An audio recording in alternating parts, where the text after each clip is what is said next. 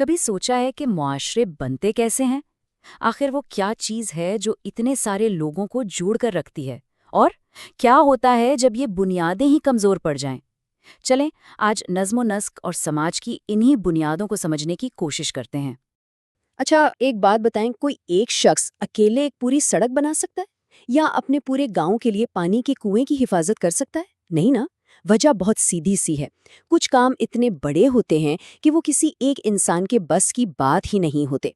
اور یہی بات ہمیں ہمارے سب سے پہلے اور بنیادی نقطے پر لے آتی ہے کہ ایک اکیلے انسان کی اپنی حد ہوتی ہے۔ بڑے اور عظیم کام کسی ایک شخص کے بس سے باہر ہوتے ہیں۔ اور پتہ ہے یہ کوئی آج کا نیا خیال نہیں ہے۔ صدیوں پہلے سن 1775 میں بھی پیٹرک ہنری جیسے لوگ یہ بات سمجھ گئے تھے کہ بڑے مسئلے اکیلے نہیں بلکہ صرف مل کر کام کرنے سے ہی حل ہوتے ہیں۔ تو سوال یہ ہے کہ اگر ایک انسان کی حد ہے تو پھر حل کیا ہے؟ حل ہے مشترکہ کوشش کی طاقت میں۔ یہی وہ طاقت ہے جو ناممکن نظر آنے والے کاموں کو بھی ممکن بنا دیتی ہے۔ تو یہ ہوتا کیسے ہے؟ اس کے دو بنیادی طریقے ہیں۔ ایک تو یہ کہ سب لوگ اپنے اپنے وسائل مطلب پیسہ، سامان، جو کچھ بھی ہے وہ ایک جگہ اکٹھا کر لیتے ہیں، اور دوسرا یہ کہ کام آپس میں بانٹ لیتے ہیں، جیسے کچھ لوگ پلاننگ کریں اور کچھ لوگ تعمیر کا کام سنبھال لیں۔ تو سیدھی سی بات ہے، بڑے کام کرنے ہیں تو مل کر ہی کرنے پڑیں گے۔ تعاون کے بغیر کچھ نہیں ہو سکتا۔ یہی وہ بنیاد ہے جس پر ہر معاشرہ کھڑا ہے۔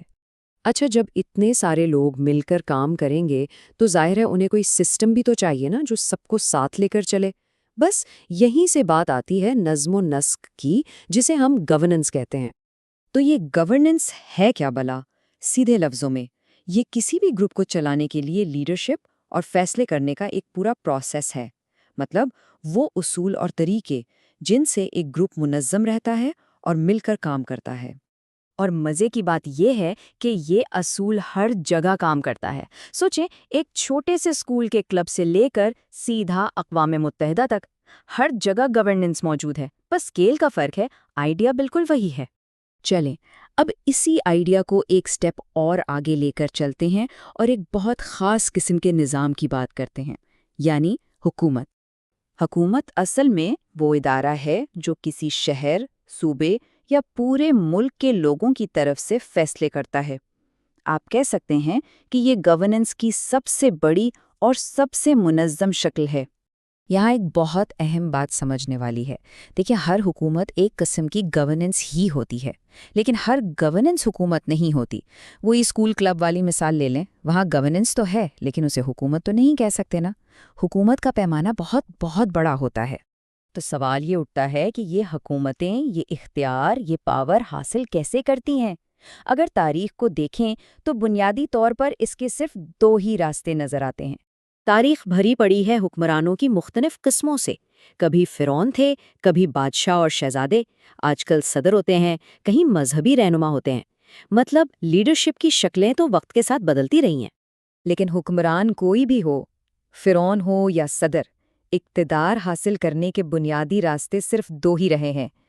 ایک راستہ ہے وراثت کا، تاج کا، اور دوسرا راستہ ہے عوام کی مرضی کا، یعنی ووٹ کا۔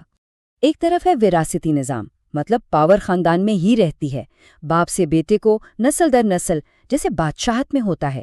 حکمران کا حق پیدائشی ہوتا ہے۔ دوسری طرف ہے انتخابی نظام، یہاں پاور عوام کے ہاتھ میں ہوتی ہے۔